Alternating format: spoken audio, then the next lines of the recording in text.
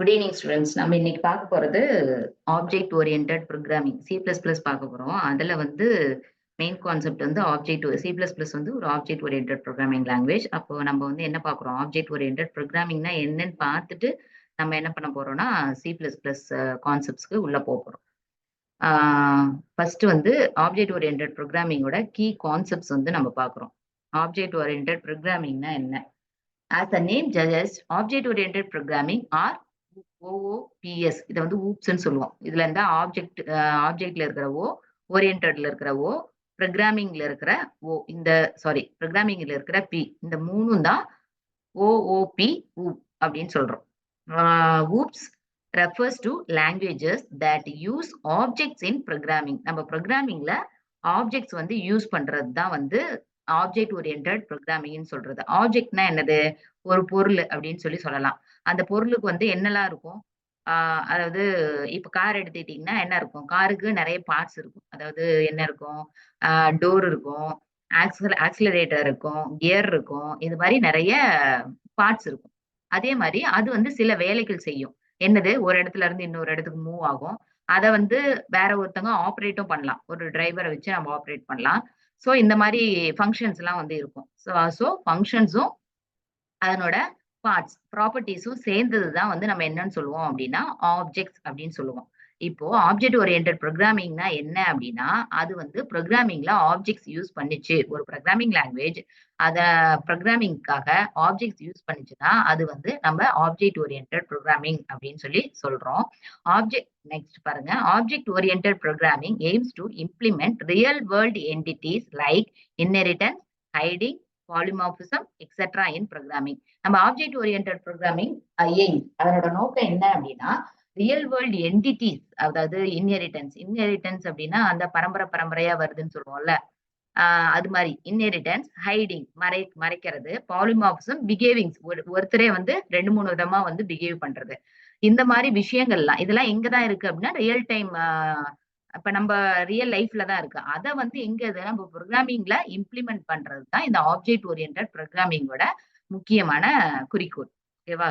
The next, the main aim of OOP is to bind together data and functions that operate on them. இதனோட main aim of OOP வந்து என்ன அப்படின்னா, find together, அதாவது இணைக்கிறது, சேர்க்கிறது. என்னென்ன எதையும் சேர்க்கும்? டேட்டாவையும் ஃபங்க்ஷன்ஸையும் வந்து சேர்க்கும்.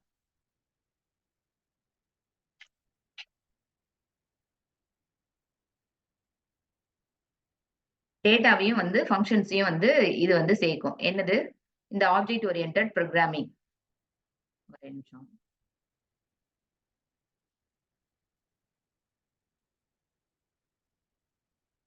Find together data and functions. இந்த டேட்டாவையும் ஃபங்க்ஷன்ஸையும் இணைக்கிறது தான் வந்து என்னன்னா ஊப்ஸ். அந்த ஃபங்க்ஷன்ஸ் எப்படிப்பட்ட ஃபங்க்ஷன்ஸா இருக்கும்? That operate on them. அந்த டேட்டா மேல டேட்டா வந்து ஆப்பரேட் பண்றதா தான் இருக்கும் அந்த functions. So that no other part of the code can access this data except that function. அப்போ இது தவிர, அதாவது நம்ம ஒரு கிளாஸ் யூஸ் பண்ணியிருப்போம். அந்த கிளாஸ்ல இருக்கிற டேட்டா வந்து யாரு தான் ஆப்பரேட் பண்ண முடியும் அப்படின்னா, இதுக்குள்ள இருக்கிற ஃபங்க்ஷன்ஸ் தான் ஆப்பரேட் பண்ண முடியும்.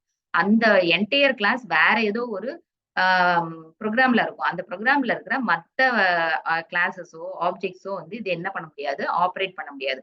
ஒரு கிளாஸ்ல இருக்கிற ஒரு கிளாஸ்ல இருக்கிற டேட்டாஸ வந்து இன்னொரு கிளாஸ்ல இருக்கிற ஃபங்க்ஷன்ஸ் வந்து ஆக்சஸ் பண்ண முடியாது. ஒரு கிளாஸ்ல இருக்கிற டேட்டாவை அந்த கிளாஸ்ல இருக்கிற ஃபங்க்ஷன்ஸ் மட்டும்தான் என்ன பண்ண முடியும் அப்படின்னா ஆப்பரேட் பண்ண முடியும். ஓகேவா?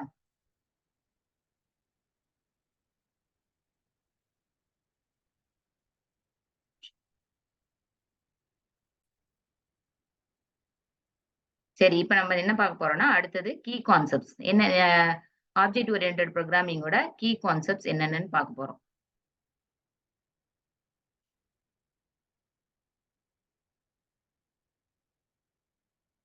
இதெல்லாம் தான் வந்து ஆப்ஜெக்ட் ஓரியன்டட் ப்ரோக்ராமிங்கோட கீ கான்செப்ட்ஸ். என்னது? Class, objects, data abstraction, encapsulation, inheritance, polymorphism, dynamic binding, message passing. இது மாதிரி most key important key concepts இதெல்லாம் தான். இதுல நம்ம ஒவ்வொன்னா டீடைலா வந்து பார்க்க போறோம். ஃபர்ஸ்ட் வந்து என்னன்னா class. Class a class is a user defined data type. கிளாஸ்ங்கிறது என்னவாமா? ஒரு யூசர் டிஃபைன் டேட்டா டைப். அதாவது யூசர் வந்து டிஃபைன் பண்ற ஒரு டேட்டா டைப். நம்ம பிரைமரி டேட்டா டைப்ஸ்லாம் பார்த்திருப்போம். சில என்னென்ன primary data types? Integer, float, double, character இதெல்லாம் வந்து primary data types. Primary data types அதுவும் இல்லாத பில்ட் இன் டேட்டா டைப்ஸ். அதாவது சிக்குள்ளேயே ஆல்ரெடி இருக்கிற டேட்டா டைப்ஸ் தான் இதெல்லாம். இதை தான் நம்ம பிரைமரி டேட்டா டைப்ஸ்னு சொல்லுவோம். அந்த டேட்டா டைப்ஸ் இல்லாம யூசர் அதாவது நான் யார் அந்த ப்ரோக்ராம வந்து யூஸ் பண்றாங்களோ, யாரு அந்த ப்ரோக்ராம வந்து டெவலப் பண்றாங்களோ, ஒரு புதுசா ஒரு ப்ரோக்ராம வந்து கிரியேட் பண்றாங்களோ, அவங்க அ அவங்களோட யூஸ் பண்றதுக்காக டிஃபைன் பண்ற, அதாவது அவங்களே உருவாக்குற ஒரு டேட்டா டைப் தான் என்னது? கிளாஸ். ஓகேவா? Then it consist of data members and member functions. அதுக்குள்ள என்ன இருக்குமாமா? அந்த கிளாஸ்க்குள்ள கிளாஸ்ங்கிறது ஒரு யூசர் டிஃபைன் டேட்டா டைப். அந்த கிளாஸ்க்குள்ள என்ன இருக்கு? Data members. நம்ம மேல பார்த்தோம்ல, அதுக்குள்ள டேட்டா இருக்கும். And member function. இது ஏன் மெம்பர்ன்னு சொல்லியிருக்காங்கன்னா, அந்த கிளாஸ்ல மட்டும் தான் மெம்பர். அதாவது இப்போ நீங்க உங்க கிளாஸ்ல வந்து ஒரு பர்ட்டிகுலர் ஒருத்தவங்க பேரு அப்படின்னா, ஃபர்ஸ்ட் பிசிஏ அப்படின்னா, ஃபர்ஸ்ட் பிசிஏல அந்த கிளாஸ் ஸ்டூடண்ட்ஸ் மட்டும் தான் மெம்பர்ஸ். மத்தவங்க எல்லாம் பக்கத்து கிளாஸ் எல்லாம் மெம்பர்ஸ் கிடையாது. சோ இந்த பர்ட்டிகுலர் கிளாஸ்ல இருக்கிற டேட்டா தான் வந்து அதனோட மெம்பர். அந்த பர்ட்டிகுலர் கிளாஸ்ல என்னென்னலாம் மெம்பரா இருக்கும் அப்படின்னா, டேட்டா இருக்கும் அண்ட் அது ரிலேட்டடான ஃபங்ஷன்ஸ்.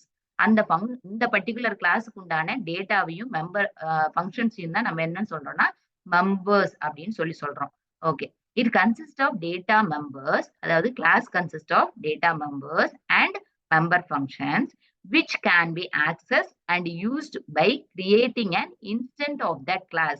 இந்த டேட்டா மெம்பர்ஸையும் ஃபங்ஷன்ஸையும் எப்படி பண்ணலாம் எப்படி ஆக்சஸ் பண்ணலாம் அப்படின்னா, அதுக்கு வந்து நம்ம என்ன பண்ணலாம்? ஒரு ஆப்ஜெக்ட் இன்ஸ்டன்ஸ் கிரியேட் பண்ணி, இன்ஸ்டன்ஸ்னா அதுக்கு வந்து ஒரு நேம். இது வந்து காமனா கிளாஸ்ங்கிறது வந்து ஒரு காமனான விஷயமா இருக்கும். அந்த காமனான விஷயத்துக்கு லைக் நம்ம வந்து இப்ப ஒரு ஹியூமன் பீயிங் அப்படின்னா, ஒரு ஃபீமேல் ஹியூமன் பீயிங் அப்படின்னா, நம்ம இது அவங்க ஒவ்வொருத்தருக்கும் தனித்தனியா பேரு வச்சு, அதுல உள்ள அந்த பேருக்கு உண்டான பேர் வச்சோம் அப்படின்னா, பேருக்குன்னு தனி ப்ராப்பர்ட்டீஸ் இருக்கும். அதாவது இப்ப ஃபீமேல் அப்படின்னு சொல்லிட்டோம் அப்படின்னா, ஃபீமேலுக்கு வந்து சில கேரக்டர்ஸ் இருக்கும்.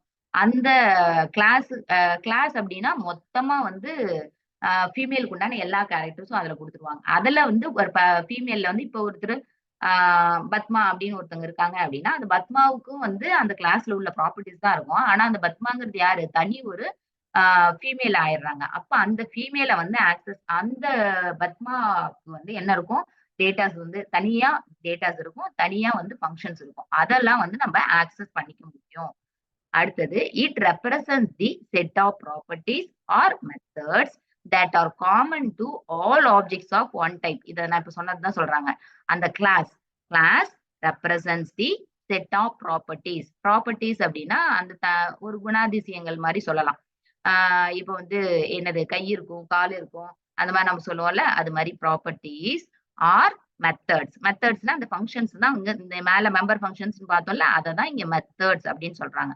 ஃபங்ஷன்ஸ்க்கு வந்து நம்ம இன்னும் 2 நேம் சொல்லலாம். மெத்தட்ன்னு சொல்லலாம், ப்ரொசீஜர்ன்னு சொல்லலாம். அததான் வந்து இங்க சொல்லியிருக்காங்க. ஒரு கிளாஸ்ல என்ன இருக்குமாமா? It represents the set of properties or methods that are common to all objects of one type. அதாவது அந்த மெத்தட்ஸ், ப்ராப்பர்ட்டீஸ்லாம் என்னதான் இருக்கும்? எல்லா ஆப்ஜெக்ட்ஸ்க்கும் ஒரே மாதிரி தான் இருக்கும். ஓகேவா? அடுத்தது a class is like a blueprint for a object. Class வந்து என்னங்கிறதுனா ஒரு ப்ளூ பிரிண்ட். இப்ப இந்த வீடு கட்டுறதுக்குலாம் வந்து ப்ளூ பிரிண்ட் போடுவாங்க தெரியுமா?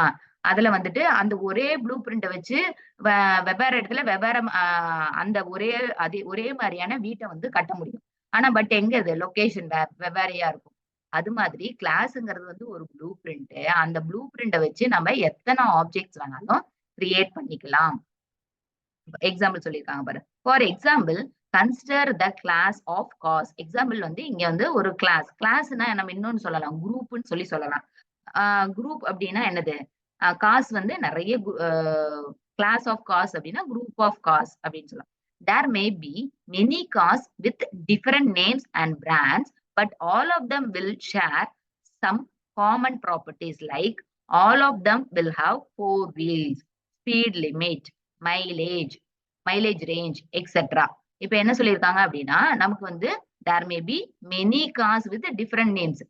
நமக்கு வந்து காருன்னா ஒன்னே ஒண்ணு கார் இருக்காது, நிறைய பேர் உள்ள நிறைய கார் இருக்கும். ஆல்டோ, மாருதி அப்படிங்கிறதுல நிறைய கார் இருக்கு. மாருதி ஆல்டோ, அதுக்கப்புறம் வந்து வேற என்னது, மாருதி 800, இந்த மாதிரி நிறைய கார் இருக்கு. அது மாதிரி இந்த பிராண்டு தான் சொல்றது மாருதி. கார்ல வந்து நிறைய கார் இருக்கு. ஆல்டோ இருக்கு, என்னது ஃபோர்ட் ஃபியஸ்டா இருக்கு, ஃபோர்ட் ஆஸ்பர் இருக்கு, இந்த மாதிரி நிறைய கார்ஸ் இருக்கு. அதனோட பிராண்ட்ஸ் வெவ்வேறையா இருக்கு. But all of them will share the common properties. எல்லாத்துக்குமே என்னது, ஒரே ப்ராப்பர்ட்டிஸ் தான் இருக்கும். காருன்னு எடுத்துட்டோம் அப்படின்னா அதுல என்ன இருக்கும், எல்லாத்துக்குமே வந்து 4 வீல் கட்டாயம் இருக்கும். அதுக்கப்புறம் ஒவ்வொரு காருக்கும் ஒவ்வொரு லிமிட் இருக்கும், ஸ்பீடு லிமிட் வந்து இருக்கும். அதுக்கப்புறம் மைலேஜ், இவ்வளவு பெட்ரோலுக்கு இவ்வளவு கிலோமீட்டர் வந்து போகும் அப்படிங்கிறது இருக்கும். சோ இதெல்லாம் வந்து எல்லா காருக்கும் உண்டான common properties. So here car is the class. இங்க வந்து எது எது கிளாஸ், எது ஆப்ஜெக்ட் அப்படின்னு பார்த்தோம்னா கிளாஸ். அப்ப கிளாஸ்ங்கிறது எது, கார் தான் வந்து class. And wheels, speed limits, mileage are their properties. இதெல்லாம் என்னது, அந்த காருக்கு உண்டான ப்ராப்பர்ட்டிஸ். ஓகேவா, கிளாஸ் புரிஞ்சுச்சா? அடுத்தது ஆப்ஜெக்ட். ஆப்ஜெக்ட்னா என்ன, it is a basic unit of object oriented programming. இது வந்து ஒரு என்னது, ஃபண்டமெண்டல், ரொம்ப அடிப்படையான ஆப்ஜெக்ட் ஓரியன்டட் ப்ரோக்ராமிங்கோட கான்செப்ட் தான் என்னது, object. And represents real life entities. Represents real life entities, நம்ம ரியல் லைஃப்ல யூஸ் பண்ற ஒரு வந்து பொருள் அப்படின்னு சொல்லி எடுத்துக்கலாம். And object is instance of a class. ஆப்ஜெக்ட்ங்கிறது என்னன்னா இன்ஸ்டன்ஸ் ஆஃப் அ கிளாஸ். அதாவது அந்த கிளாஸுக்கு வந்து நம்ம ஒரு பேர் வைக்கிறோம் அப்படின்னா, அதாவது ஹியூமன் பீயிங், நம்ம ஹியூமன் பீயிங்கிறது ஒரு கிளாஸ். அந்த ஹியூமன் பீயிங்ல நிறைய பேர் இருப்பாங்க இல்லையா, அந்த ஹியூமன் பீயிங்ல நம்ம வந்து பேர் வச்சுக்கலாம். என்ன பேர் வச்சுக்கலாம், அதிக்ஷா, அம்ரீன் அப்படின்னு சொல்லிட்டு சில ஒவ்வொருத்தருக்கும் வந்து பேர் வைக்கிறோம்ல, அந்த மாதிரி கிளாஸ்க்கு வந்து ஒரு பேரு தான் என்னது, ஆப்ஜெக்ட். இதை வந்து நீங்க நெட்ல போட்டு பாத்தீங்கன்னா பினேம் அப்படின்னு சொல்லிட்டு ஒண்ணு வரும். when a class is defined, no memory is allocated, but when it is instantiated, memory is allocated. இப்ப நம்ம ஒரு கிளாஸ் வந்து கிரியேட் பண்ணணும், நம்ம வந்து டிஃபைன் பண்ணியிருக்கோம் அப்படின்னா அப்ப வந்து என்ன ஆகாது, நம்ம வந்து ப்ரோக்ராம்ல கிளாஸ் கிரியேட் பண்ணோம்னா மெமரி போய் அது அலோகேட் ஆகாது. பட் நம்ம என்னது, வேரியபிள் வந்து கிரியேட் பண்ணோம்னா நம்ம மெமரி அலோகேட் ஆகும்னு படிச்சிருப்போம் சில. இப்ப இந்த கிளாஸ் வந்து டிஃபைன் பண்ணோம்னா என்ன ஆகாது, மெமரி வந்து இதுக்குன்னு தனியா, அந்த கிளாஸுக்குன்னு தனியா ஒரு மெமரியை வந்து ஒதுக்கி வைக்காது. ஓகேவா.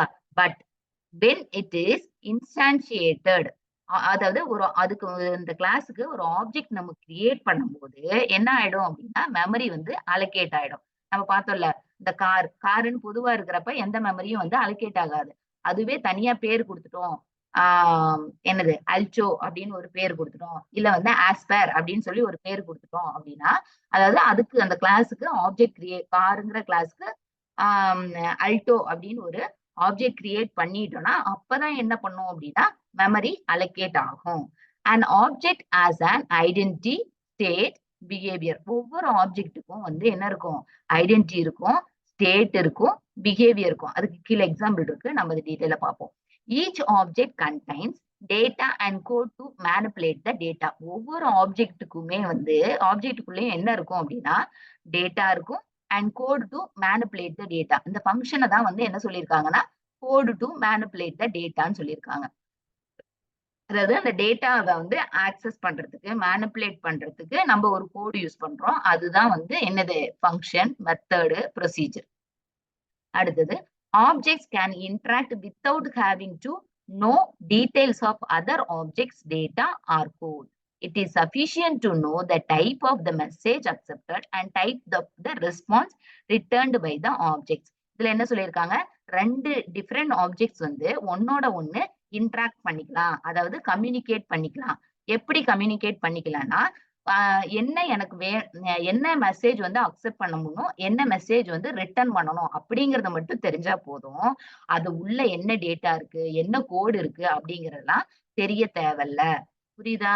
அதாவது 2 ஆப்ஜெக்ட்ஸ் வந்து இன்டராக்ட் பண்ணிக்கலாம். அதாவது கம்யூனிகேட் பண்ணிக்கலாம். ஒண்ணோட ஒண்ணு கம்யூனிகேட் பண்ணிக்கலாம். எப்படி கம்யூனிகேட் பண்ணிக்கலாம் அப்படின்னா, ஆ இன்னொருத்தவங்களோட அது இன்னொரு ஆப்ஜெக்ட்டுக்குள்ள என்ன டேட்டா இருக்கு, என்ன கோடு இருக்கு அப்படின்னு தெரிஞ்சுக்காமயே, என்ன மெசேஜ் வந்து அந்த ஆப்ஜெக்ட் அக்செப்ட் பண்ணும், என்ன ரெஸ்பான்ஸ் வந்து குடுக்கும் அப்படிங்கிறத மட்டும் தெரிஞ்சுக்கிட்டு, நம்ம என்ன பண்ண முடியும்? இன்டராக்ட் பண்ணிக்க முடியும். இதுதான் வந்து என்னது? ஆப்ஜெக்ட். அதுக்கு வந்து ஒரு எக்ஸாம்பிள் குடுத்துருக்காங்க.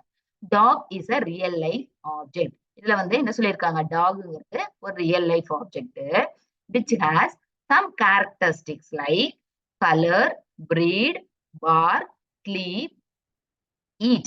இதுல வந்து என்னென்ன கேரக்டர் இருக்குதாமா? அது வந்து கலர். அதனால டாகுக்கு வந்து கலர் இருக்கும்.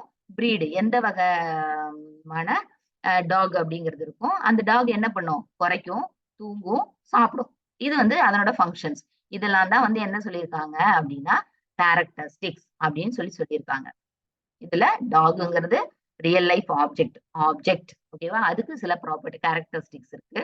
அது என்னது? கலரு, எந்த வகையான டாகு, அது என்னென்ன பண்ணும்? பார்க் பண்ணும், ஸ்லீப் பண்ணும், ஈட் பண்ணும். ஓகேவா? இதுக்கு வந்து இந்த ஸ்டேட் பார்த்தோம்ல, ஸ்டேட் ஐடென்டிட்டி பார்த்தோம்ல. இதுல வந்து இந்த ஆப்ஜெக்ட்ல எதெல்லாம் எது ஐடென்டிட்டினா நேம் ஆஃப் த டாக். இப்ப அந்த டாகுக்கு வந்து ஒரு பேர் இருக்கும். அதாவது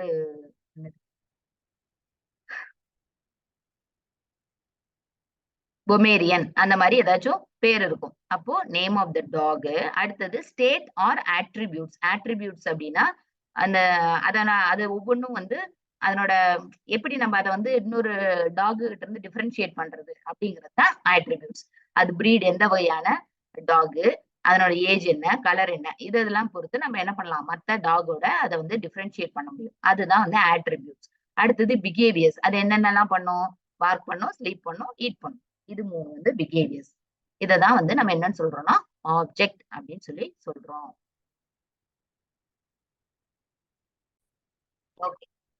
அடுத்தது வந்து நம்ம பார்க்க போறது டேட்டா அப்ஸ்ட்ராக்ஷன். டேட்டா அப்ஸ்ட்ராக்ஷன்னா என்னது? Data abstraction is one of the most essential and important features of object oriented programming. இது வந்து ரொம்ப முக்கியமான ஃபியூச்சர். எதனோட? ஆப்ஜெக்ட் ஓரியன்டட் ப்ரோக்ராமிங்கோட. Data abstraction refers to providing only essential information about the data to the outside world, hiding the background details or implementation. Data abstraction என்ன பண்ணும்?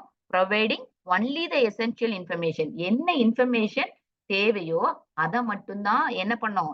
Out side வேர்ல்டுக்கு வந்து provide பண்ணும். டேட்டாவோட முக்கியமான என்ன இன்ஃபர்மேஷன் மத்தவங்களுக்கு தேவையோ அது மட்டும் தான் வெளிய இருக்கிறவங்களுக்கு ப்ரொவைட் பண்ணும். எத ஹைட் பண்ணும்? ஹைடிங் மறைக்கும். ஹைடிங் தி பேக்கிரவுண்ட் டீடைல்ஸ் ஆர் இம்ப்ளிமெண்டேஷன். அத எப்படி இம்ப்ளிமெண்ட் பண்றோங்கிறத மறைச்சிட்டு வெளிய இருக்கிறவங்களுக்கு அந்த டேட்டாவ பத்தி என்ன தெரிஞ்சுக்கணுமோ, அவங்க தெரிஞ்சுக்கிட்டா போதுமோ, அத மட்டும் தான் குடுக்கும். அதுதான் என்னது? Data abstraction. அதுக்கு ஒரு example. Consider a real life example of man driving a car. இதுல வந்து ஒரு எக்ஸாம்பிள் குடுத்திருக்காங்க. ஒரு மேன் வந்து கார் வந்து டிரைவ் பண்றாரு அப்படின்னா, அந்த மேனுக்கு என்ன தெரிஞ்சிருக்கணும்? The man only knows that pressing the accelerators will increase the speed of the car or applying brakes will stop the car. மேனுக்கு என்னதான் தெரிஞ்சிருக்கணும்? அதாவது ஆக்சிலரேட்டர் பிரஸ் பண்ணோம்னா காரோட ஸ்பீடு வந்து இன்கிரீஸ் ஆகும். இல்ல அப்ளையிங் பிரேக் அப்ளை பண்ணோம் அப்படின்னா கார் வந்து ஸ்டாப் ஆகும். இப்படிங்கிறது மட்டும் தெரிஞ்சா போதும். But he does not know about how on pressing the accelerator the speed is increasing. இவருக்கு என்ன தெரிய தேவையில்ல. அவருக்கு வந்து எப்படி நான் அந்த பிரஸ் பண்ண ஆக்சிலரேட்டரை பிரஸ் பண்ணா ஸ்பீட் இன்கிரீஸ் ஆகுது அப்படிங்கிறது தெரிய வேண்டியது இல்ல. அது பிரஸ் பண்ணா ஆக்சிலேட்டர் பிரஸ் பண்ணா ஸ்பீட் இன்கிரீஸ் ஆகும் அப்படிங்கறது மட்டும் தெரிஞ்சா போதும். அது எப்படி நடக்கும் அப்படிங்கறத அவரு தெரிஞ்சுக்க தேவையில்ல. And he does not know about the inner mechanism of the car or implementation of the accelerator, brakes, etc. in the car. அதாவது இன்னரா வந்து அதனோட எப்படி மெக்கானிக்கலா அது ஒர்க் பண்ணுது அப்படிங்கறதெல்லாம் வந்து அவரு தெரிஞ்சுக்க தேவையில்ல. இது பிரஸ் பண்ணா இது வேலை நடக்கும் அப்படின்னு மட்டும் அவரு தெரிஞ்சுக்கிட்டா போதும். இதுதான் வந்து நம்ம என்னன்னு சொல்றோம்? அப்ஸ்ட்ராக்ஷன். டேட்டா அப்ஸ்ட்ராக்ஷன் அப்படின்னு சொல்லி சொல்றோம். ஓகேவா? நெக்ஸ்ட் நம்ம போலாம். என்கேப்சுலேஷன். இது வந்து நீ கேள்விப்பட்டிருப்ப. கேப்சியூல் அப்படின்னு சொல்லி கேள்விப்பட்டிருப்ப. கேப்சியூல் அப்படின்னா எப்படி இருக்கும் அப்படின்னா, அந்த ஒரு 2 இந்த கீழ இருக்கு பாரு. இந்த மாரி இருக்கும் கேப்சியூல். இது என்ன பண்ணுவோம் அப்படின்னா இந்த ஒண்ணு மேல ஒண்ணு வச்சு க்ளோஸ் பண்ற மாதிரி இருக்கும். அதுக்குள்ள நிறைய மருந்து பொருட்கள்லாம் இருக்கும். நம்ம கடையில வாங்குவோம்ல மெடிக்கல்ஸ்ல மருந்து பொருட்கள்லாம் இருக்கும். அது உள்ள என்ன இருக்குன்னு நமக்கு தெரிஞ்சுக்க தேவையில்ல. அந்த மருந்து என்னது அந்த மாத்திரைய அப்படியே வாயில போட்டு நம்ம முழுங்குறது தான். இதுதான் வந்து கேப்சியூல்.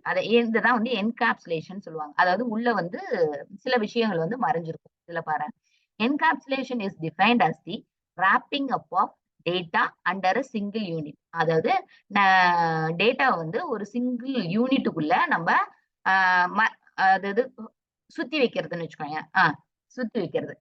சிங்கிள் யூனிட்டுக்குள்ள டேட்டா வந்து சுத்தி வைக்கிறது. It is the mechanism that binds together the code and the data it manipulates. இது வந்து ஒரு மெக்கானிசம். என்ன மெக்கானிசம்?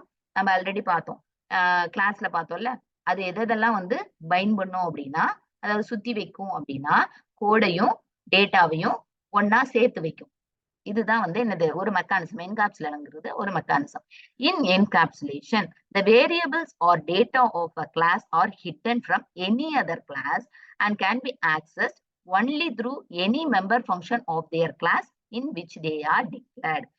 இந்த என்கேப்சுலேஷன்ல ஒரு கிளாஸுக்குள்ள என்னென்ன வேரியபிள் இருக்கோ அதெல்லாம் வந்து மத்த கிளாஸ்ல இருந்து என்ன பண்ணப்பட்டிருக்கும், மறைச்சு வைக்கப்பட்டிருக்கும். அத வந்து அந்த பர்டிகுலர் கிளாஸ்ல இருக்கிற டேட்டாஸை வந்து யாரு தான் ஆக்சஸ் பண்ண முடியும் அப்படின்னா, அந்த கிளாஸ்ல இருக்கிற மெம்பர் ஃபங்க்ஷன் தான் வந்து என்ன பண்ண முடியும், ஆக்சஸ் பண்ண முடியும். மத்த வெளியே இருக்கிற கிளாஸ்ல இருக்கிற ஃபங்க்ஷன்ஸ் வந்து இதை யூஸ் பண்ண முடியாது. இதுதான் என்னது என்கேப்சுலேஷன். அதாவது இது வந்து அந்த டேட்டாவையும் ஃபங்க்ஷனையும் ஒரு வந்து ராப் பண்ணி வச்சிருக்கு. அதாவது மூடி வச்சிருக்குன்னு வச்சுக்கோங்க. As in encapsulation, the data in a class is hidden from other classes, so it is known as data hiding. Encapsulation என்ன சொல்றோம்னா, டேட்டா வந்து மத்த கிளாஸ், அதாவது பர்டிகுலர் கிளாஸ்ல இருக்கிற ஒரு டேட்டா வந்து மத்த கிளாஸ்ல இருந்து மறைச்சு வைக்குது. அப்ப இது மறைச்சு வைக்கிறதுனால இதுக்கு இன்னொரு பேர் என்னது, டேட்டா ஹைடிங். இதுல போட்டிருப்பாரு. இது வந்து மொத்தமா வந்து கிளாஸ், இது வந்து வேரியபிள்ஸ். இது என்ன பண்ணிருக்கு, என்கேப்சுலேஷன். அதாவது ஒரு பாக்ஸ்குள்ள போட்டு மறைச்சு வைக்கிற மாதிரி மறைச்சு வச்சிருக்கு. அதனாலதான் இது என்னது, என்கேப்சுலேஷனுக்கு இன்னொரு பேரு டேட்டா ஹைடிங். சரி, என்கேப்சுலேஷனுக்கு ஒரு எக்ஸாம்பிள் கொடுத்துடுறோம். Consider a real life example of encapsulation. In a company, there are different sections like account section, finance section, sales section, etc. இதுல வந்து இது ஒரு எக்ஸாம்பிள், ஒரு கம்பெனி இருக்குது. அந்த கம்பெனில நிறைய செக்ஷன் இருக்குது. என்ன section, account section, finance section, sales section அப்படின்னு நிறைய செக்ஷன் இருக்கு. The finance section handles all the financial transactions and keep records of all the data related to the finance. Finance section என்ன பண்ணும் அப்படின்னா, ஃபினான்ஷியல் டிரான்சாக்ஷன் எல்லாம் வந்து handle பண்ணும். Handle பண்ணிட்டு அந்த ரெக்கார்ட் எல்லாம் வந்து இது சேர்த்து வைக்கும். keeps records of all data related to the finance. அதே மாதிரி சேல்ஸ் செக்ஷன் என்ன பண்ணும், சேல்ஸ் ரிலேட்டட் ஆக்டிவிட்டிஸ் எல்லாம் ஹேண்டில் பண்ணும். And keep records of all the sales வந்து எப்படி எல்லாம் நடந்திருக்கு அப்படிங்கறதெல்லாம் வந்து இது தனியா ரெக்கார்ட் மெயின்டைன் பண்ணும். Now there may arise a situation when for some reason an official from a finance section needs all the data about sales in a particular month. இப்போ ஒரு சிச்சுவேஷன் வருது. அந்த சிச்சுவேஷன்ல என்ன ஆகுது அப்படின்னா, அந்த பினான்ஸ் செக்ஷன்ல இருக்கிறவங்க என்ன பண்றாங்க, அந்த ஒரு மாசத்துல எவ்வளவு சேல்ஸ் நடந்திருக்குது அப்படின்னு தெரிஞ்சுக்கணும் அப்படின்னு வந்து நினைக்கிறாங்க. அப்ப என்ன பண்ணலாம், in this case he is not allowed to directly access the data of the sales section. So நம்ம என்ன பார்த்தோம், அக்கௌண்ட் செக்ஷன் தனியா இருக்கு, சேல்ஸ் செக்ஷன் தனியா இருக்கு, பினான்ஸ் செக்ஷன் தனியா இருக்குதுன்னு பார்த்தோம். அவங்களாம் என்னென்ன பண்ணுவாங்க, பினான்ஸ் செக்ஷன்ல இருக்கிறவங்க தனியா வந்து எல்லா டிரான்சாக்ஷனும் ஹேண்டில் பண்ணி அவங்க ரெக்கார்ட் எடுத்து வச்சுக்குவாங்க. அதே மாதிரி சேல்ஸ் செக்ஷன்ல இருக்கிறவங்க சேல்ஸ் ஆக்டிவிட்டிஸ் தான் பண்ணி அவங்க தனியா ரெக்கார்ட் எடுத்து வச்சுக்குவாங்க. இப்போ ஒரு சிச்சுவேஷன் வருது. என்ன சிச்சுவேஷனு, பினான்சியல் அந்த செக்டார்ல இருக்கிறவங்க சேல்ஸ் செக்டார்ல ஒரு மாசத்துக்கு எவ்வளவு டிரான்சாக்ஷன், எவ்வளவு சேல்ஸ் நடந்திருக்குன்னு வந்து தெரிஞ்சுக்கணும்னு நினைக்கிறாங்க. அப்ப என்ன பண்ணுவாங்க, டைரக்டா போய் அவங்க அந்த டிபார்ட்மெண்ட்ல இருக்கிற எல்லா ரெக்கார்ட்ஸையும் ஆக்சஸ் பண்ண முடியுமா அப்படின்னா கண்டிப்பா முடியாது. ஏன், அது ரெண்டும் தனித்தனி செக்ஷன்ஸ், அதாவது தனித்தனி கிளாஸஸ். ஒரு கிளாஸ்ல இருந்து இன்னொரு கிளாஸ்ல போய் டைரக்டா ஆக்சஸ் பண்ண முடியாது. அததான் இங்க சொல்லியிருக்காங்க. அதுக்கு என்ன பண்ணணும், he will first have to contact some other officer in the sales section and then request him to give the particular data. அப்ப ஒரு கிளாஸ்ல இருக்கிறவங்க இன்னொரு கிளாஸ்ல இருக்கிற டேட்டா வேணும்னு நினைச்சாங்கன்னா இவங்க என்ன பண்ணணும், அந்த இன்னொரு கிளாஸ்ல இருக்கிறவங்க கிட்ட ஒரு ஆபீசரை பார்த்து என்ன பண்ணணும், ரெக்வஸ்ட் பண்ணணும். என்னன்னு, எனக்கு இந்த பர்டிகுலர் டேட்டா வேணும்னு ரெக்வஸ்ட் பண்ணணும். This is what encapsulation is. அதாவது ஒருத்தவங்க வந்து ஒரு கிளாஸ்ல இருக்கிறவங்க இன்னொரு கிளாஸ்ல இருக்கிறவங்களோட டைரக்டா கம்யூனிகேட் பண்ண முடியாது, டைரக்டா ஆக்சஸ் பண்ண முடியாதுங்கிறது தான் என்கேப்சுலேஷன். அப்படி பண்ணணும்னா என்ன பண்ணணும், அங்க இருக்கிற ஒருத்தரோட கம்யூனிகேட் பண்ணி அவங்க கிட்ட ரெக்வஸ்ட் தான் பண்ணணும். அவங்களே டைரக்டா என்ன பண்ண முடியாது, ஆக்சஸ் பண்ண முடியாது. Here the data of sales section and the employees that can manipulate them are wrapped under a single name sales section. இதுல என்னது, data of the sales section and employees that can manipulate them are wrapped. இங்க வந்து அந்த sales செக்ஷன்ல இருக்கிற டேட்டாவும் அதுல இருக்கிற எம்ப்ளாயிஸ் தான் என்ன பண்ண முடியும், அவங்களோட செக்ஷன்ல இருக்கிற டேட்டா வந்து ஆக்சஸ் பண்ண முடியும்.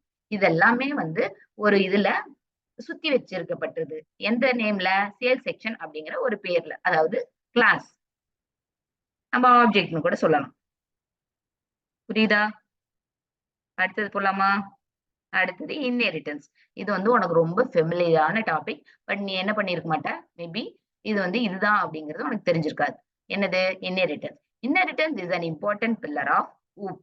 அதாவது இன்ஹெரிட்டன்ஸ்ங்கிறது ரொம்ப முக்கியமான என்னது, தூண். ஊப்ஸ் கான்செப்ட்டுக்கு. The capability of a class to derive properties and characteristics from another class is called inheritance. அதாவது ஒரு கிளாஸ்ல இருக்கு, நம்ம ஏற்கனவே வந்து என்ன பார்த்தோம், ஒரு கிளாஸ்ல ப்ராப்பர்ட்டிஸ் இருக்கும், அதனோட மெத்தட்ஸ் அதாவது ஃபங்க்ஷன்ஸ் இருக்குன்னு பார்த்தோம். அந்த மாதிரி ஒரு கிளாஸ்ல இருக்கிற ப்ராப்பர்ட்டிஸையும் மெத்தட்ஸையும் இன்னொரு கிளாஸ்க்கு என்ன பண்ண முடியும், டிரைவ் பண்ண முடியும்.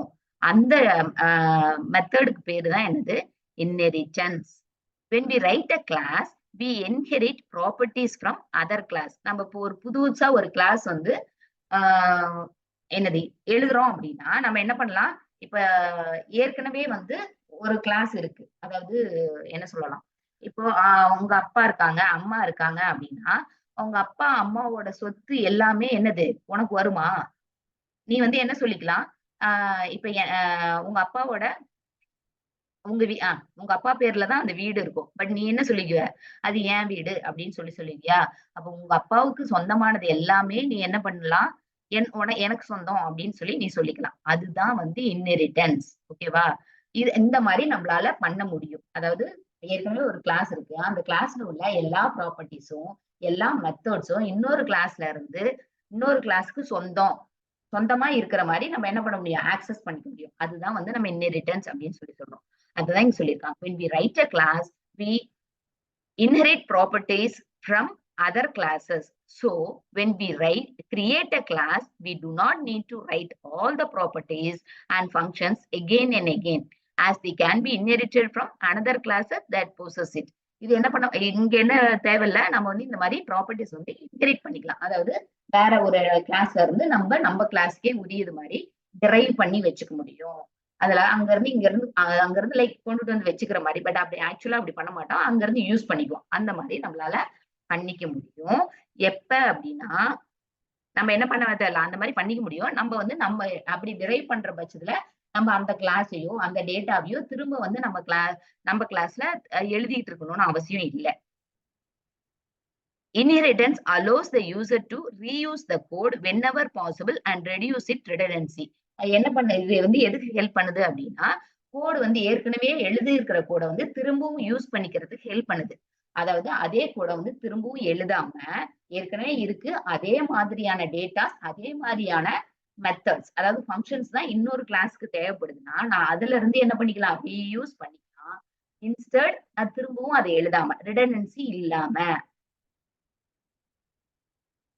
இன்ஹெரிட்டன்ஸ் ஒரு டயக்ராமேட்டிக்கல் ரெப்ரசன்டேஷன் கொடுத்துருக்காங்க பாரு. அதாவது பேரண்ட், இத நம்ம அந்த இது சொன்னல, அப்பாவோடது எல்லாமே என்னோடது அப்படின்னு நீ சொல்லலாம்னு சொன்னல, அதுக்கு வந்து எக்ஸாம்பிள் பாரு. Parent class, child class. இந்த இப்ப பேரண்ட்ல என்னென்ன இருக்குதோ அது எல்லாமே சைல்டுக்கு உரியது. பட் இப்ப சைல்டு என்ன பண்ணிக்கலாம், புதுசா அவன் பேர்லயும் என்ன பண்ணிக்கலாம், சொத்து வாங்கி வச்சுக்கலாம். சோ அது வந்து என்ன சொல்லுவாங்க, மோஸ்ட்லி எங்க அப்பாவது அப்படின்லாம் சொல்ல மாட்டாங்க. எந்த பேரண்ட்டும் பையனோடது வந்து என்னோடது அப்படின்னு சொல்ல மாட்டாங்க. பட் பையன் என்ன சொல்லலாம், என்னோட அப்பாவது வந்து என்னோடதுன்னு சொல்லுவான், அவன் பேர்ல உள்ளதும் என்னோடதுன்னு தான் சொல்லுவான். சோ இது வந்து ஒரு இன்ஹெரிட்டன்ஸ்க்கு எக்ஸாம்பிள். அது மாதிரி multiple inheritance, multi level inheritance எல்லாம் இருக்கு. இதெல்லாம் வந்து இது பின்னாடி டீடைலா வந்து பார்ப்போம்.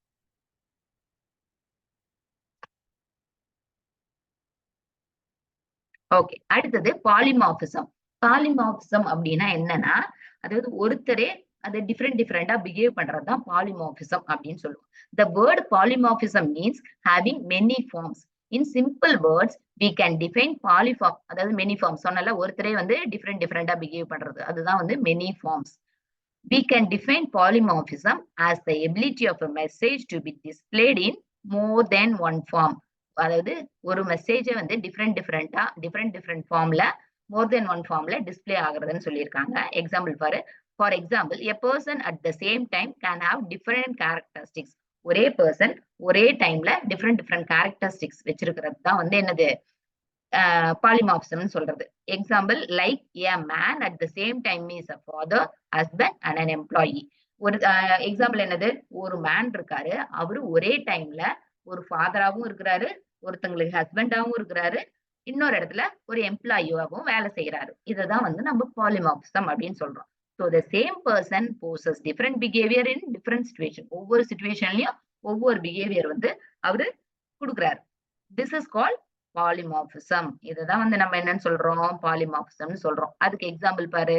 Type of polymorphism. கம்பைல் டைம்ல நடக்கும், ரன் டைம்ல நடக்கும். கம்பைல் டைம்ல ஒரு ரெண்டு பாலிமார்பிசம் நடக்கும். என்னது, function overloading, operator overloading. Virtual run டைம்ல விர்ச்சுவல் ஃபங்க்ஷன். இதெல்லாம் வந்து நம்ம இதுவும் என்ன பண்ணுவோம், பின்னாடி டீடைலா பார்ப்போம். இதுக்கு உனக்கு ப்ரோக்ராம்ஸ் எல்லாம் இருக்கு. அடுத்தது dynamic binding. Dynamic binding. In dynamic binding, the code to be executed in response to the function call is decided at runtime. Dynamic binding அப்படிங்கிறது என்ன அப்படின்னா, நம்ம ஒரு பர்டிகுலர் கோடு வந்து code to be executed in response to the function call is decided at time. எந்த code வந்து run ஆகணும், நம்ம கால் பண்ணும்போது எந்த கோட் வந்து ரன் ஆகணும் அப்படிங்கிறது எப்ப டிசைட் ஆகும்னா, ரன் டைம்ல டிசைட் ஆச்சுன்னா அதுக்கு பேர் என்னன்னா டைனமிக் பைண்டிங். ஏதோ ஒரு இடத்துல இருக்கும், பர்டிகுலர் கோடு வந்து வேற எங்கேயோ இருந்து வந்து இதோட பைண்ட் ஆகும், பைண்ட் ஆகி ரன் ஆகுது. அதை நம்ம கால் பண்ணும்போது வந்து பைண்ட் ஆகி ரன் ஆகும். அது வந்து ரன் டைம்ல நடந்துச்சுன்னா அதுதான் நம்ம என்ன சொல்றோம்னா டைனமிக் பைண்டிங் அப்படின்னு சொல்றோம். Dynamic binding means that code associated with the given procedure call is not known until the time of the call at the runtime. இது டைனமிக் பைண்டிங்கிறது என்னன்னா, அதாவது ஒரு பர்டிகுலர் கோட் வந்து எக்ஸிக்யூட் ஆகும், அது வந்து எந்த இடத்துல இருந்து கரெக்டா வந்து எக்ஸிக்யூட் ஆகுங்கிறது ரன் டைம் வரையிலும் நமக்கு தெரியாது. அதாவது கம்பைல் டைம் அப்போ நமக்கு தெரியாது, ரன் டைம்ல தான் தெரியும். அப்படி எந்த கோட் வந்து பர்டிகுலரா இந்த இடத்துல ரன் ஆகும் அப்படிங்கிறது நமக்கு ரன் டைம்ல தெரிஞ்சிச்சுன்னா அதை தான் டைனமிக் பைண்டிங்னு சொல்றோம். Dynamic method binding, one of the main advantages of inheritance is that some derived class D has all the members of its base class B. Once D is not hiding any of the public members of B, then the object of D can represent B any context where B could be used. This feature is also as subtype polymorphism. இது என்ன அப்படின்னா, dynamic method வந்து இது வந்து dynamic method binding அப்படிங்கிறது இன்ஹெரிட்டன்ஸோட one of the main advantage. அது எப்படி அப்படின்னா, இப்ப சம் கிளாஸ் இருக்கு, டிரைவ்டு கிளாஸ் டி அப்படின்னு ஒரு கிளாஸ் இருக்கு. அது என்ன பண்ணுது, பேஸ் கிளாஸ் பியோட எல்லா மெம்பர்ஸையும் வந்து டிரைவ் பண்ணிருக்கு. Once D is not hiding any of the public members of B, then object D can represent B in any context where B could be used. அதாவது D வந்து நம்ம அதாவது பி தான் base class, D வந்து derived class. ஓகேவா? இப்ப நம்ம base கிளாஸ்ல இருக்கிற மெத்தடை வந்து நம்ம எப்ப வேணாலும் யூஸ் பண்ணிக்கலாம். எப்போ அந்த பில உள்ள கிளாஸ் வந்து அந்த ப்ராப்பர்ட்டிஸ் எல்லாமே டி வந்து டிரைவ் பண்ணிருக்கிறப்போ. பட் நம்ம எதை தான் கால் பண்றோம், டி தான் வந்து டிங்கிற ஆப்ஜெக்ட் யூஸ் பண்ணி தான் வந்து நம்ம என்ன பண்றோம், அந்த பர்டிகுலர் மெம்பர் ஃபங்க்ஷன் வந்து கால் பண்றோம். பட் அது எது போய் வந்து லிங்க் பண்ணி கொண்டுட்டு வருதுன்னா, டிங்கிற கிளாஸ்ல இருக்கிற ஒரு மெம்பர் ஃபங்க்ஷனை லிங்க் பண்ணி கொண்டுட்டு வந்து ஆக்சஸ் பண்ணுது. அப்போ இதுதான் வந்து என்னது, டைனமிக் பைண்டிங். அதுக்கு சொந்தமானதுல வந்து பண்ணாம அது போய் வேற ஒரு இடத்துல லிங்க் பண்ணி கொண்டுட்டு வருது. இப்ப நமக்கு தெரியாது, நம்ம டின்னு இது பண்ணிட்டு இருக்கும் போது, டியை வச்சு கால் பண்ணும்போது டில ஏதோ இருக்கு, அதை தான் நம்ம கால் பண்றோம்னு நினைச்சிட்டு இருக்கோம். பட் என்னது, கோடு வந்து எங்க இருந்து நமக்கு வருது, பில இருந்து வருது. இதைதான் நம்ம என்ன சொல்றோம்னா பாலிமார்பிசம் அப்படின்னு சொல்லி சொல்றோம். அடுத்தது message passing. It is a form of communication used in object oriented programming as well as parallel programming. இது வந்து ஒரு கம்யூனிகேஷன், அதாவது என்னது ஒருத்தரோட தொடர்பு கொள்றது. Objects communicate with one another by sending and receiving information to each other. ஒரு object இன்னொரு ஆப்ஜெக்டோட எப்படி கம்யூனிகேட் பண்ணோம்னா மெசேஜ் வந்து சென்ட் பண்ணி ரிசீவ் பண்றது முக்கியமா. A message for an object is a request for execution of a procedure and therefore will invoke a function in receiving the object that generates the desired result. ஒரு message, ஒரு object வந்து ஒரு message அனுப்புது அப்படின்னா என்னவா இருக்கும் அந்த message? ஒரு ரெக்வஸ்டா இருக்கும். அது என்ன ரெக்வஸ்ட்? அந்த இன்னொரு ஆப்ஜெக்ட்டுக்கு வந்து ஒரு ப்ரொசீஜர் இருக்கு, அதாவது ஒரு ஃபங்க்ஷன் இருக்கு. அந்த ஃபங்க்ஷனை எக்ஸிக்யூட் பண்றதுக்கு உண்டான ரெக்வஸ்ட். அது என்ன பண்ணும்? இன்னொரு ஆப்ஜெக்ட் அது வந்து அந்த பர்டிகுலர் ஃபங்க்ஷனை எக்ஸிக்யூட் பண்ணி ரிசல்ட் வந்து ரிட்டர்ன் பண்ணும். Message passing involves specifying the name of the object, name of the function and information to be sent. நம்ம என்ன பார்த்தோம்? மெசேஜ் பாசிங்கிறது ஒரு ரெக்வஸ்ட்னு பார்த்தோம். அப்ப அந்த ரெக்வஸ்ட்ல என்னென்னலாம் இருக்கும்? எந்த ஆப்ஜெக்ட்ல இருக்கிற எந்த ஃபங்க்ஷன்ல என்னென்ன இன்ஃபர்மேஷன் சென்ட் பண்ணி அதை வந்து இன்வோக் பண்ணணும் அப்படிங்கிறது தான் வந்து என்னது? Message passing. மெசேஜ் பாசிங் ஒரு ரெக்வஸ்ட்னு பார்த்தோம். அதுல என்னென்ன இருக்கும்? எந்த ஆப்ஜெக்ட்ல இருக்கிற எந்த ஃபங்க்ஷனை வந்து இன்வோக் பண்ணணும், அதுக்கு என்னென்ன இன்ஃபர்மேஷன்லாம் பாஸ் பண்ணணும் அப்படிங்கிறது தான் அந்த மெசேஜ் பாசிங். ஓகேவா? இதுதான் வந்து 8 key concepts of object oriented programming. இது எல்லாமே உங்களுக்கு புரிஞ்சிருக்கும்னு நினைக்கிறேன்.